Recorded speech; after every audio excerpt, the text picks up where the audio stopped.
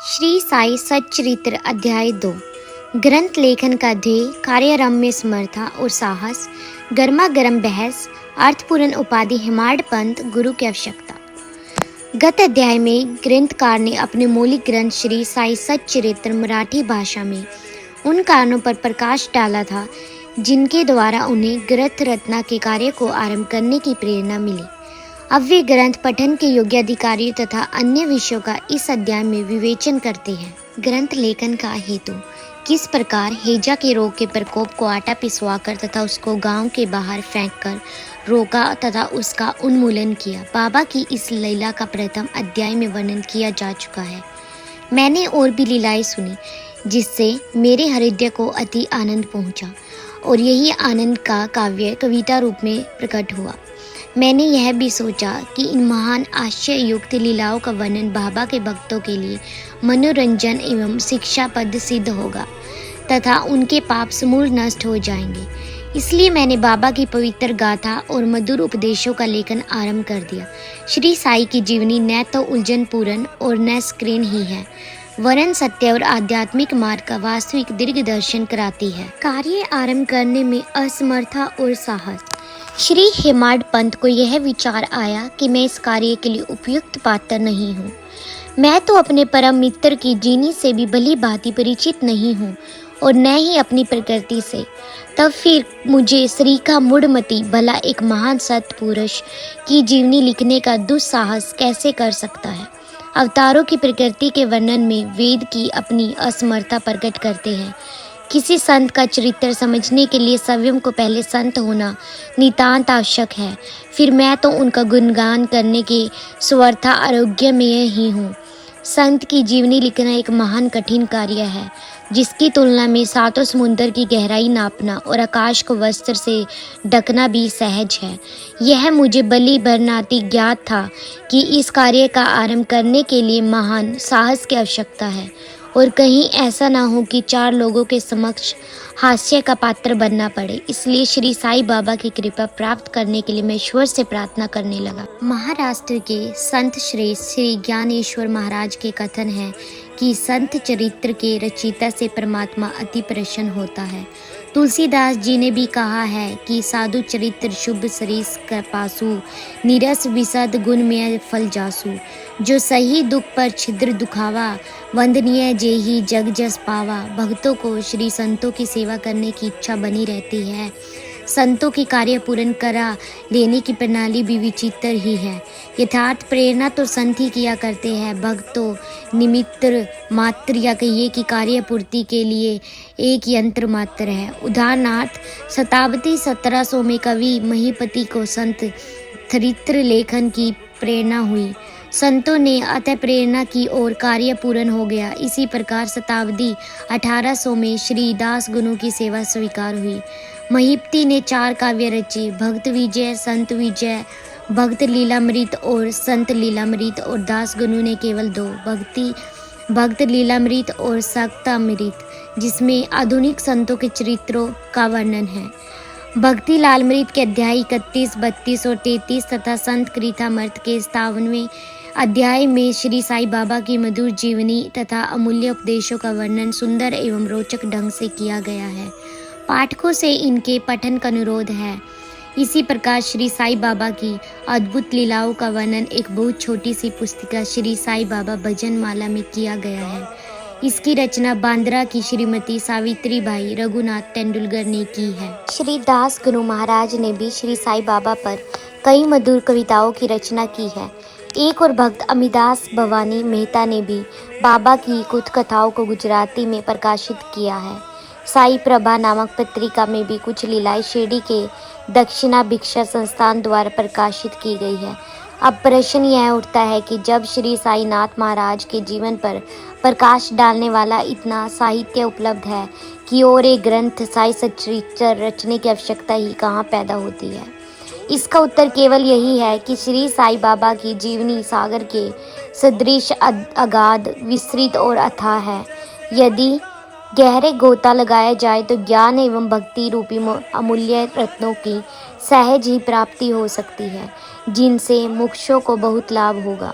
श्री साईं बाबा की जीवनी, उनके दृष्टांत एवं उपदेश महान आश्चर्य से परिपूर्ण है। दुख और दुर्भाग्यवश मानवों को इनसे शांति और सुख प्राप्त होगा तथा लोक व परलोक में निश्चय की प्राप्ति होगी। यदि श्री साईं बाबा के उपदेशों का, जो वैदिक शिक्षा के समान ही मनोरंजन और शिक्षा पद है, ध्यानपूर्वक श्रवण एवं मनन किया जाए तो भक्तों को अपने मनोवांछित फल की प्राप्ति हो जाएगी, अर्थात ब्रह्म से अभिन्नता, अष्टांग योग की सिद्धि और समाधि, आनंद आदि की प्राप्ति सरलता से हो जाएगी। यह सोचकर ही मैंने चरित्र की कथाओं को संकलित करना प्रारंभ कर दिया। साथ ही यह विचार भी आया कि मेरे लिए सबसे उत्तम साधना भी केवल यही है। जो भोले भाले प्राणी श्री साईं बाबा के दर्शनों सो अपने नित्य सफल करने के सौभाग्य से वंचित रहे हैं, उन्हें यह चरित्र अति आनंददायक प्रतीक होगा। अतः मैंने श्री साईं बाबा के उपदेश और दृष्टांतों की खोज प्रारंभ कर दी, जो कि उनकी असीम सहज प्राप्त आत्मानुभूतियों का निचोड़ था। मुझे बाबा ने प्रेरणा दी और मैंने भी अपना अहंकार उनके श्री चरणों पर न्योछावर कर दिया। मैंने सोचा कि अब मेरा पथ अति सुगम हो गया है और बाबा मुझे इहलोक और परलोक में सुखी बना देंगे। मैं स्वयं बाबा की आज्ञा प्राप्त करने का साहस नहीं कर सकता था, अतः मैंने श्री माधवराव उपनाम श्यामा से, जो कि बाबा के अंतरंग भक्तों में से एक थे, इस हेतु प्रार्थना की। उन्होंने इस कार्य के निमित्त श्री साईं बाबा से विनम्र शब्दों में इस प्रकार प्रार्थना की कि ये अन्ना साहिब आपकी जीवनी लिखने के लिए अति उत्सुक है, परंतु आप कृपया ऐसा न कहना कि मैं तो एक फ़कीर हूँ तथा मेरी जीवनी लिखने की आवश्यकता ही क्या है। आपकी केवल कृपा और अनुमति से ही ये लिख सकेंगे, अथवा आपके श्री चरणों का पुण्य प्रताप ही इस कार्य को सफल बना देगा। आपकी अनुमति तथा आशीर्वाद के अभाव में कोई भी कार्य यशस्वी नहीं हो सकता। यह प्रार्थना सुनकर बाबा को दया आ गई। उन्होंने आश्वासन और रुद्धि देकर अपना वरद हस्त मेरे मस्तक पर रखा और कहने लगे कि इन्हें जीवनी और दृष्टांतों को एकत्रित कर लिपिबद्ध करने दो, मैं इनकी सहायता करूंगा। मैं स्वयं ही अपनी जीवनी लिखकर भक्तों की इच्छा पूर्ण करूंगा, परंतु इनको अपना अहंकार त्याग कर मेरी शरण में आना चाहिए। जो अपने जीवन में इस प्रकार आचरण करता है, उसकी मैं अत्यधिक सहायता करता हूँ। मेरी जीवन कथाओं की बात तो हज है, मैं तो इन्हें घर बैठे अनेक प्रकार से सहायता पहुँचाता हूँ। जब इनका अहंकार पूर्णतः नष्ट हो जाएगा और खोजने पर लेश मात्र भी न मिलेगा, तब मैं इनके अंतःकरण में प्रकट होकर स्वयं ही अपनी जीवनी लिखूंगा। मेरे चरित्र और उपदेशों के श्रवण मात्र से ही भक्तों के हृदय में श्रद्धा जागृत होकर सरलतापूर्वक आत्मानुभूति एवं परमानंद की प्राप्ति हो जाएगी। ग्रंथ में अपने मत का प्रतिपादन और दूसरों का खंडन तथा अन्य किसी विषय के पक्ष या विपक्ष में व्यर्थ के वाद विवाद की कुचेष्टा नहीं होनी चाहिए। अर्थपूर्ण उपाधि हेमाड पंत। वाद विवाद शब्द से हमको स्मरण हो आया कि मैंने पाठकों को वचन दिया है कि हेमाड पंत उपाधि किस प्रकार प्राप्त हुई, इसका वर्णन करूंगा। अब मैं इसका वर्णन करता हूँ। श्री काका साहेब दीक्षित व नाना साहेब चांदोरकर मेरे अति घनिष्ठ मित्रों में से एक थे। उन्होंने मुझसे शिरडी जाकर श्री साईं बाबा के दर्शन का लाभ उठाने का अनुरोध किया। मैंने उन्हें वचन दिया, परंतु कुछ बाधा आ जाने के कारण मेरी शिरडी यात्रा स्थगित हो गई। मेरे घनिष्ठ मित्र का पुत्र लोनावला में रोगाग्रस्त हो गया और उन्होंने सभी संभव भी भौतिक और आध्यात्मिक उपचार किए, परंतु सभी अप्रयत्न निष्फल हुए और ज्वर किसी प्रकार भी कम न हुआ। अंत में उन्होंने अपने गुरुदेव को उसके सिराने जवर बिठलाया, परंतु परिणेश पूर्णतः ही हुआ।